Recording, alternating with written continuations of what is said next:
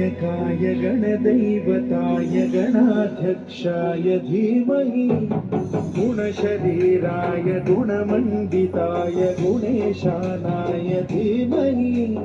गुणातीताय गुणाधीशाय गुणप्रविष्टाय धीमहि एकदन्ताय वक्रतुण्डाय गौरीतनयाय धीमहि गजेशानाय भालचन्द्राय श्रीगणेशाय धीमहि